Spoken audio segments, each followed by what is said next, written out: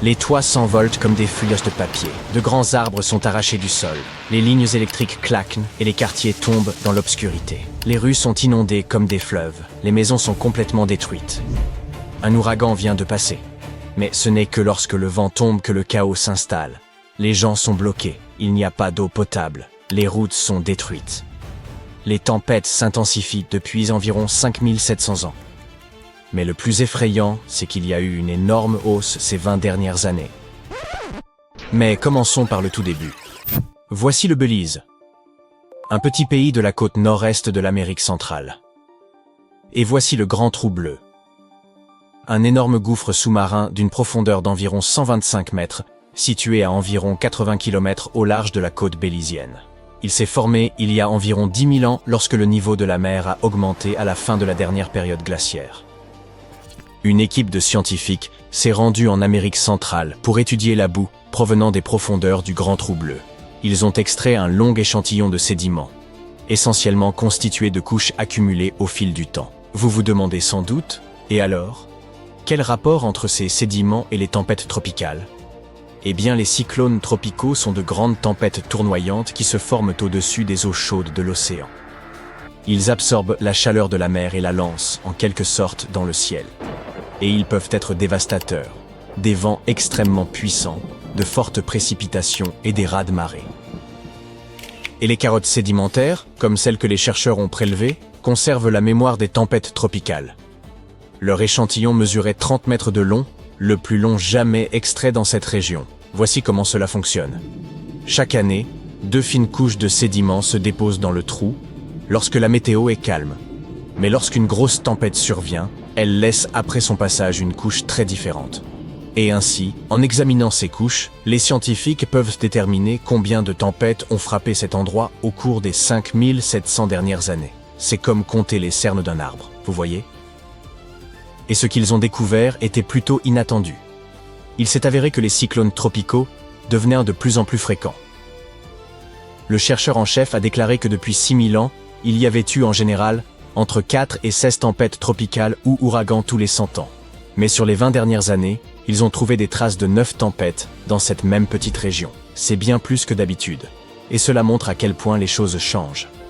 Les scientifiques pensent qu'il y a 2 raisons principales à cette augmentation de la fréquence des tempêtes tropicales.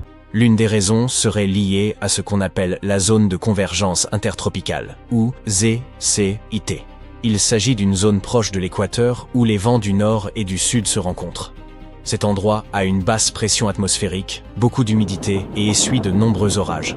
Juste au-dessus se trouve la partie de l'océan Atlantique, où naissent la plupart des ouragans. On la qualifie même officiellement de principale région de développement des ouragans. Normalement, la ZCIT se déplace vers le nord en été et vers le sud en hiver, en raison des changements de température des océans. Mais au cours des quelques précédents milliers d'années, elle s'est lentement et progressivement déplacée vers le sud. C'est pourquoi la zone où les tempêtes naissent habituellement s'est également déplacée vers le sud. Cela signifie que les ouragans se forment désormais puis se dirigent vers des régions plus basses de l'Atlantique. La deuxième raison de la récente augmentation des tempêtes est la hausse des températures océaniques. La Terre s'est réchauffée et l'océan de même. Et les océans chauds contribuent à la formation de tempêtes plus puissantes. Une telle augmentation signifie probablement que cette région du monde sera sujette à un nombre beaucoup plus important de grosses tempêtes à l'avenir. Si les choses voulaient continuer comme ça, les scientifiques pensent que les Caraïbes pourraient être frappés par environ 45 tempêtes tropicales et ouragans d'ici la fin de ce siècle. C'est bien plus que ce que le monde a connu au cours des 500 ou 700 dernières années. Et les bouleversements sont tout simplement trop nombreux pour que la situation reste sous contrôle. Ces changements créent les conditions idéales pour la formation de tempêtes de plus en plus intenses, et ce très rapidement. Vous pensez que l'intensité des tempêtes augmente uniquement au-dessus de l'océan? Laissez-moi vous parler de l'Amérique. Une série de phénomènes météorologiques extrêmement dangereux, accompagnés de tornades, de tempêtes de sable et de feux de forêt, s'est abattue sur plusieurs États du Midwest et du sud des États-Unis en mars 2025. Au moins 42 personnes ont perdu la vie, et l'ampleur de la dévastation fut immense. Ce qui est effrayant, c'est que cette catastrophe ne s'est pas produite dans la zone habituelle, l'allée des tornades. L'allée des tornades est le surnom donné à une région des États-Unis où les tornades sont très fréquentes. Elle traverse le nord du Texas, l'Oklahoma, le Kansas, le Missouri, une partie de la Louisiane, l'Iowa, le Nebraska et même l'est du Colorado. Mais cette fois, ce sont le Mississippi, l'Arkansas et l'Alabama qui ont été touchés. Les experts avaient alors prévenu que cela pourrait arriver.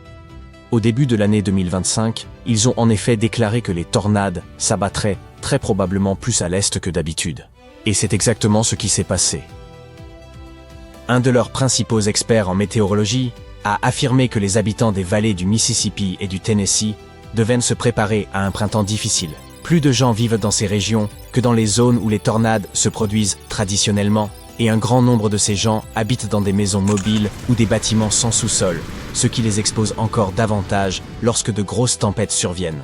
Une tornade est un tourbillon de vent extrêmement violent qui prend naissance à la base d'un nuage d'orage et touche le sol.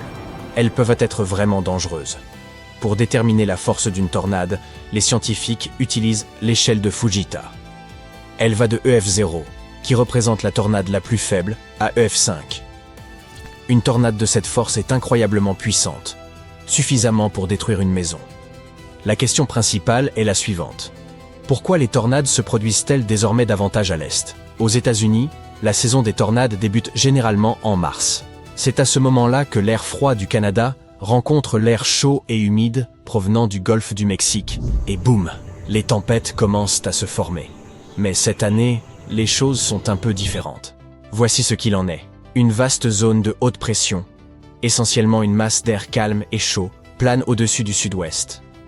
Du coup, les conditions sont assez stables à l'ouest, où l'on attend moins d'orages et donc moins de tornades. Mais les tornades se déplacent vers l'est.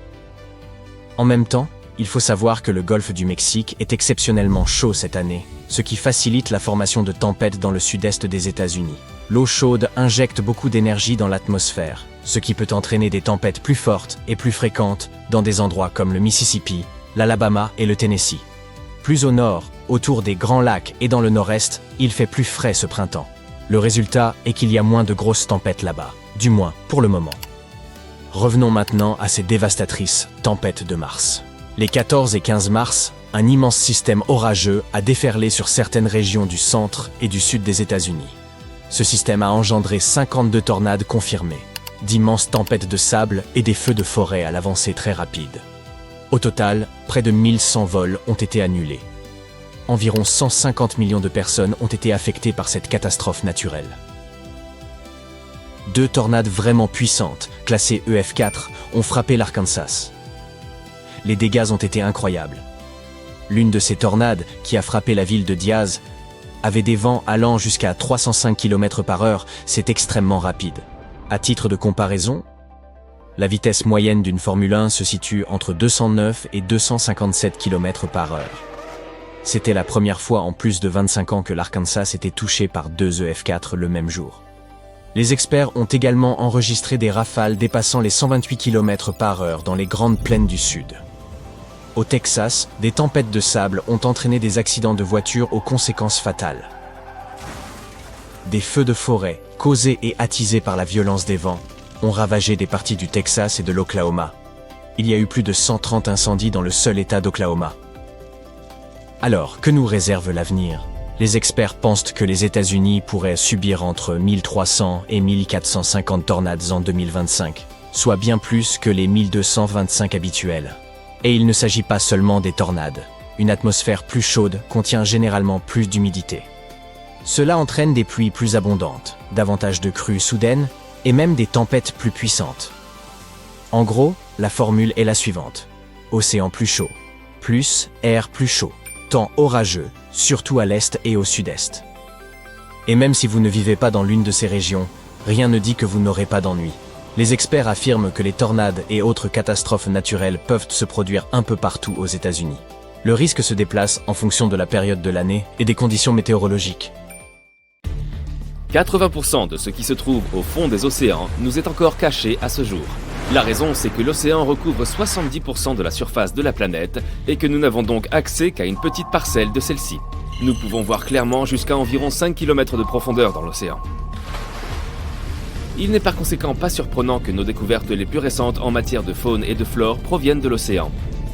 Il nous reste encore beaucoup de choses à explorer. Par exemple, cette nouvelle espèce de requin appelée Squalus clarkae. Ou encore le plus long animal jamais découvert, une méduse de 47 mètres de long sur laquelle nous sommes tombés un peu plus tôt cette année en Australie. Quelque part dans les mers de l'Arctique et de l'Antarctique, un phénomène étrange a été constaté et a déconcerté tout le monde, c'est le moins qu'on puisse dire. Il s'agit des fleurs de givre, mais ce ne sont pas du tout des plantes, simplement des cristaux de glace. Le givre pousse sur les longues tiges des plantes qui parviennent à percer la fine couche de glace à la surface de la mer. Mais les fleurs de givre ne sont pas seulement composées d'eau, elles contiennent toute une variété de micro-organismes, ce qui fait d'elles de petits écosystèmes temporaires. Et tu dois savoir que les volcans ne se trouvent pas uniquement sur la surface visible de la Terre. Les volcans sous-marins sont tout aussi perturbateurs pour la faune qui les entoure. Si les données que nous avons jusqu'à présent sont correctes, l'océan posséderait les volcans les plus actifs de la planète. La plupart se trouvant en moyenne à 2600 mètres sous la surface. Les maelstroms, qui sont des tourbillons puissants et parfois dangereux, sont encore aujourd'hui une source de cauchemar pour de nombreux marins. Ce qui distingue un maelstrom des autres tourbillons, c'est sa taille et sa puissance extraordinaire. Sa violence est telle qu'il peut mettre en difficulté même les plus gros navires. L'un des plus célèbres d'entre eux est le tourbillon de Naruto, et il se trouve près de l'île d'Awaji. Ces marées montent et descendent à une vitesse comprise entre 13 et 19 km/h 2 fois par jour, ce qui en fait l'un des plus rapides au monde. Le naufrage du Titanic est l'événement historique qui a rendu les icebergs célèbres, n'est-ce pas? Eh bien, parfois ces icebergs ont même des rayures colorées. Elles peuvent être brunes, noires, vertes, jaunes et bleues. Évidemment, on dit alors que ce sont des icebergs rayés, et leurs couleurs ont pour origine divers phénomènes naturels. Les rayures bleues, par exemple, apparaissent lorsque la glace fond et regèle très rapidement. S'il y a des rayures vertes sur l'iceberg, cela signifie probablement qu'il y a des algues quelque part à l'intérieur.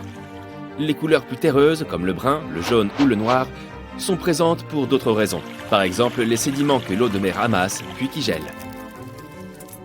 En mars 2019, des scientifiques sont tombés sur l'un des phénomènes les plus déconcertants jamais observés dans la mer. Pendant l'exploration d'un volcan sous-marin, ils ont remarqué ce qui ressemblait à un petit lac, et qui était à l'envers. Il se trouvait à au moins 1980 mètres sous la surface. Si tu te dis que ça n'a aucun sens, tu as raison. Ce n'est en fait pas réel. Il s'avère que ce n'était rien de plus qu'une illusion d'optique, produite par le fluide contenu dans ces bassins. Ce fluide peut atteindre une température de 160 degrés et il est composé de substances chimiques très nocives, du soufre et des métaux par exemple, ce qui rend l'illusion possible. La plus grande chute d'eau du monde est elle aussi cachée sous l'eau. Elle se trouve sous le détroit du Danemark, dans une zone située entre l'Islande et le Groenland. S'il te poussait soudain des branchies de poissons et que tu plongeais sans problème pour respirer sous l'eau, tu pourrais admirer une série de cascades qui commencent à 610 mètres sous la surface et descendent jusqu'à une profondeur de 3050 mètres. En 2011, des chasseurs de trésors suédois ont découvert au fond de la mer Baltique un objet qu'ils ont décrit comme étrange et mystérieux. Il est de forme ovale avec une structure en escalier très surprenante. Le chef de l'équipe, ayant fait la découverte, a même affirmé qu'il avait dû être construit il y a des dizaines de milliers d'années, avant même l'ère glaciaire, et qu'il aurait fait partie de la mythique cité sous-marine de l'Atlantide. Les experts qui ont analysé l'objet pensent, quant à eux, qu'il s'agit d'un dépôt glaciaire ordinaire ou d'une autre formation naturelle, mais ils n'en sont toujours pas certains. La mer Noire n'est pas nommée ainsi par hasard. Située à l'extrême sud-est de l'Europe, elle dégage même une espèce de fumée, mais il s'agit là en réalité de vapeur s'élevant au-dessus de la mer. Cela se produit à cause de l'humidité. Elle neutralise les vents plus frais qui soufflent à la surface de l'eau, créant ce phénomène si particulier. Si tu regardes un jour la surface de l'océan pendant le coucher et le lever du soleil, tu auras peut-être la chance de voir des éclairs verts. Mais tu devras bien prêter attention car cela ne dure que quelques secondes. Ils se produisent à cause de l'effet prismatique naturel de l'atmosphère de la Terre. Au moment du coucher et du lever du soleil, la lumière qui vient de notre astre est dérivée en plusieurs couleurs. Et ce phénomène donne l'impression que c'est l'eau qui émet un flash vert. Les marées rouges se produisent très souvent. Et même s'il n'y a pas lieu de paniquer lorsque tu en vois une, tu dois quand même faire attention. Le terme technique pour ce phénomène est efflorescence algale. Il se produit lorsqu'il y a une croissance ou une floraison rapide des algues dans les eaux de l'océan. À cause des substances chimiques que ces algues contiennent, cela peut être un problème pour les oiseaux et les mammifères, y compris les humains. Alors ne sois pas si pressé de sauter à l'eau si jamais tu vois cela. Les pieuvres et les calamars possèdent une particularité qui les distingue des autres créatures marines. Ils ont 3 cœurs. La Saint-Valentin est un jour très spécial pour eux. Cela ne les rend pas forcément plus romantiques, mais ils ont besoin de ces 3 cœurs pour vivre normalement. Ils ont d'abord un cœur principal qui permet la circulation du sang dans tout leur corps, et puis 2 cœurs branchiaux responsables de la circulation au niveau des branchies. Avec ces 3 cœurs et ces 8 bras, lorsque la pieuvre te fera un câlin, tu sauras qu'elle est très sincère. D'après une étude publiée en 2013, les dauphins utiliseraient des noms pour s'appeler entre eux, en particulier les grands dauphins. Ils usent, comme les humains avec les prénoms, des sifflements particuliers. Non seulement ils apprennent à siffler de manière à se présenter aux autres dauphins, mais ils peuvent aussi apprendre le nom de leurs congénères, ce qui leur permet de mieux communiquer entre eux. Dans les profondeurs de l'océan Pacifique, il y a une étrange baleine chanteuse. Les scientifiques n'ont pas encore réussi à percer son mystère. Ils l'appellent la baleine la plus solitaire, car elle émet des sons à une hauteur bien plus élevée que toutes les autres baleines bleues qu'ils aient pu étudier. Mais personne ne l'a jamais vue. Les chercheurs pensent que sa façon de chanter, si étrange, l'empêche peut-être de trouver un partenaire. Oh. Les baleines bleues possèdent elles aussi une particularité. Leur cœur fait plus d'1,50 m de long. Il fait aussi environ 1,20 m de large et peut peser plus de 180 kg. Pour comparaison, ton cœur fait à peu près la taille de ton poing. Il est donc bien plus petit. Nous sommes déjà plutôt intimidés par les créatures marines. Mais imagine ça, ils poussent aux requins des milliers de dents. Et pas seulement 1 ou 2 milliers, ils leur poussent jusqu'à 30 000 dents au cours de leur vie pour être précis. Oui, leurs dentistes doivent avoir de belles voitures. On en apprend tous les jours. Les scientifiques n'ont pas encore identifié de créatures sur Terre capables de vivre éternellement. Mais il semble que cela soit sur le point de changer. Une minuscule méduse, encore plus petite que l'ongle de ton petit doigt, semble être l'incarnation vivante de Benjamin Button. En effet, elle aurait la capacité de revenir à un stade de développement antérieur dès qu'elle se trouve en danger ou quand elle est extrêmement affamée et à court de nourriture. Pas étonnant qu'on la surnomme la méduse immortelle. Nous connaissons cette espèce depuis des centaines d'années, mais il nous a fallu attendre les années 1990 pour découvrir ses caractéristiques si uniques. Nous ne savons pas encore comment elle est capable de produire des cellules qui régressent et se régénèrent, mais il se pourrait bien qu'elle détienne un secret susceptible de contribuer au progrès de la médecine, tant pour les animaux que pour les humains.